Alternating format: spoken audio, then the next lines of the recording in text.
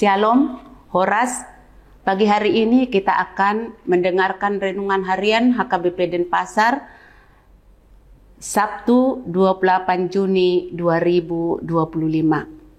Sebelum kita mendengarkan firman Tuhan, kita lebih dulu bernyanyi.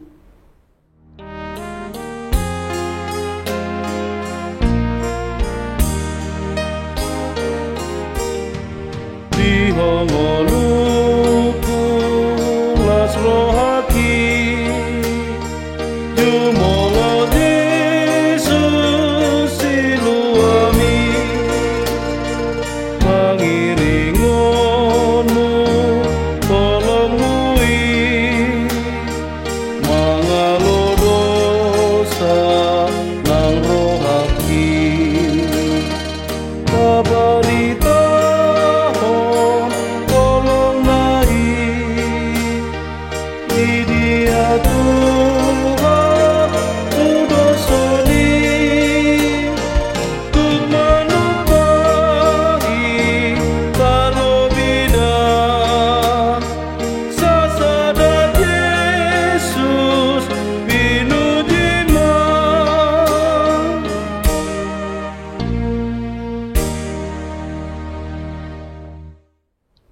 Kita berdoa.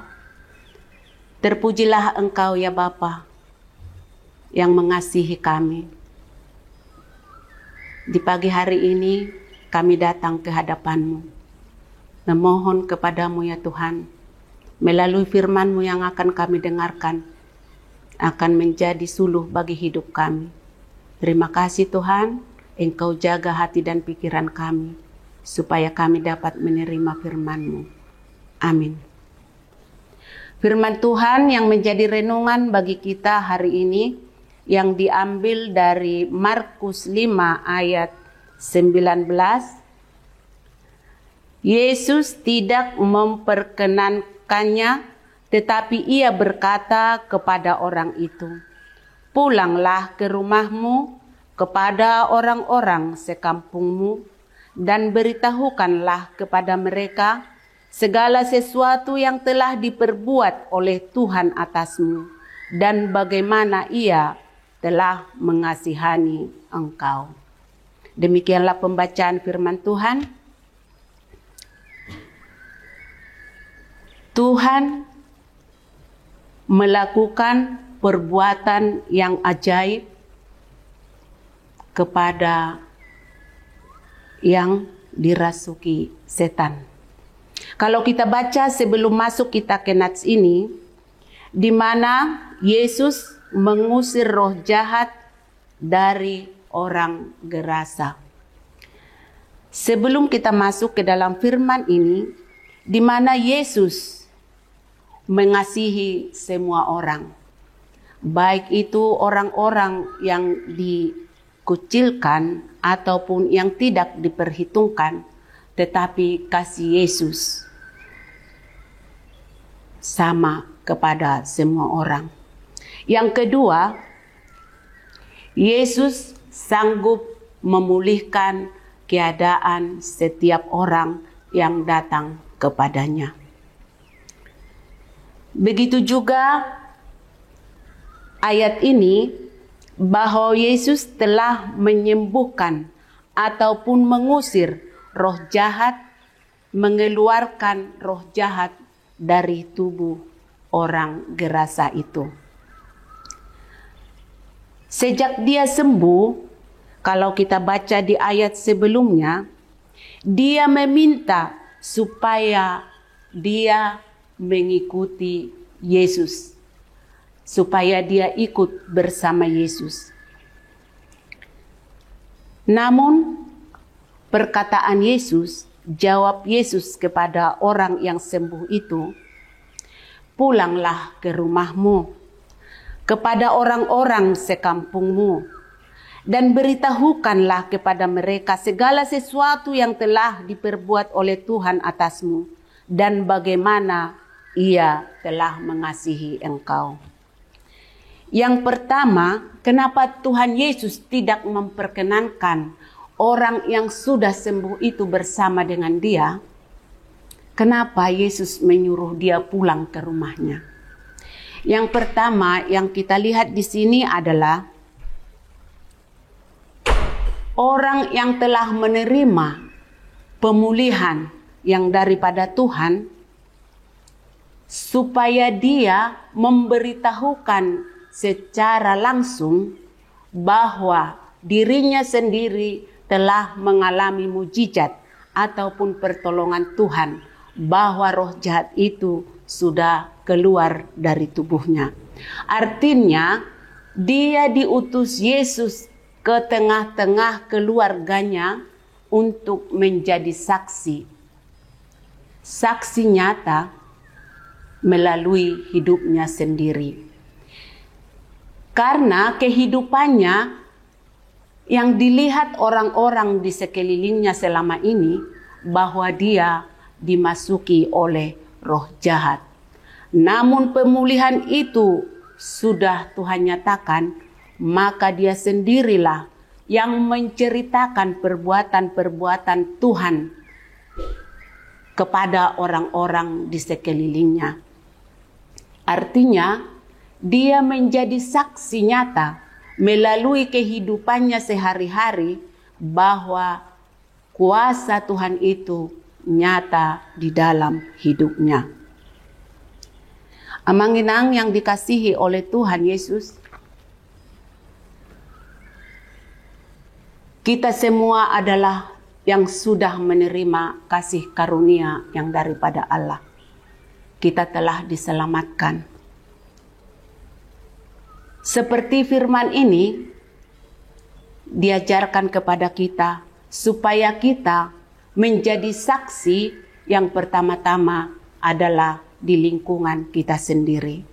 Karena kita berhadapan dengan orang-orang yang dekat dengan kita. Sehingga mereka juga tahu bagaimana kepribadian kita yang sesungguhnya. Perubahan yang kita terima yang daripada Tuhan, itu yang kita perlihatkan menjadi saksi nyata di sekeliling kita. Sekarang kita hidup di tengah-tengah dunia ini.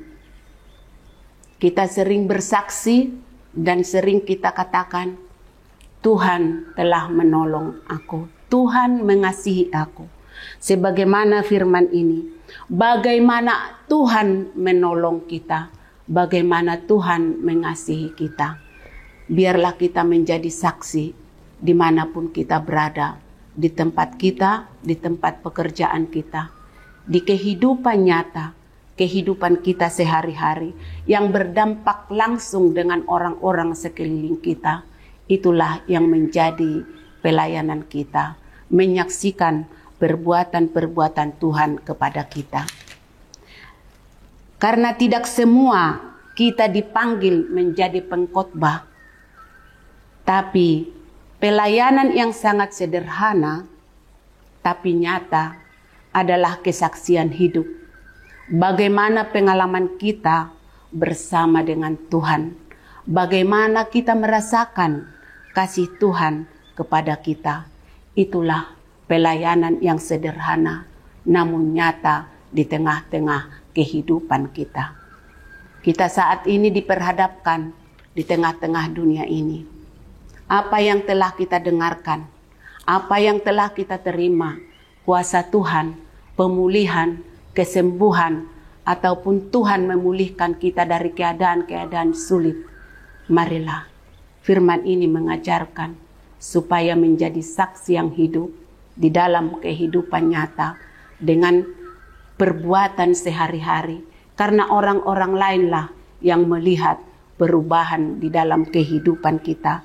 Apakah kasih Tuhan itu nyata di dalam kehidupan kita, maka kita akan memulai dari lingkungan kita. Kita dipakai oleh Tuhan, kita dipanggil. Semua yang telah dibaptis, kita terpanggil untuk melayani. Kita dipanggil untuk menjadi saksi, memberitakan kebaikan Allah, memberitakan kasih Allah yang sudah diberikan kepada kita. Hari ini kita akan beraktivitas. Jadilah menjadi saksi nyata di tempat dimanapun kita berada. Amin. Kita berdoa. Bapa, kami bersyukur kepadamu karena Engkau selalu mengingatkan kami melalui firman-Mu supaya kami dapat hidup menjadi saksi, menjadi pelayan-Mu melalui perbuatan-perbuatan yang telah Kau nyatakan di dalam kehidupan kami. Sampai hari ini kami ada, semua karena kasih anugerah-Mu Tuhan. Biarlah sepanjang hari ini, dimanapun kami berada, biarlah kami juga Tuhan, mampu untuk melayani Engkau, karena Engkau sudah lebih dulu melayani kami. Kami dapat mengasihi sesama kami, karena Engkau telah lebih dulu mengasihi kami. Terima kasih Tuhan atas firman-Mu di pagi hari ini. Biarlah setiap yang mendengarkan firman-Mu di pagi hari ini, Tuhanlah memberkati, menguatkan melalui Roh Kudus-Mu. Terima kasih Tuhan. Amin. Bapak, Ibu, Saudara, marilah kita memulai setiap aktivitas kita. Firman ini akan meneguhkan kita. Horas.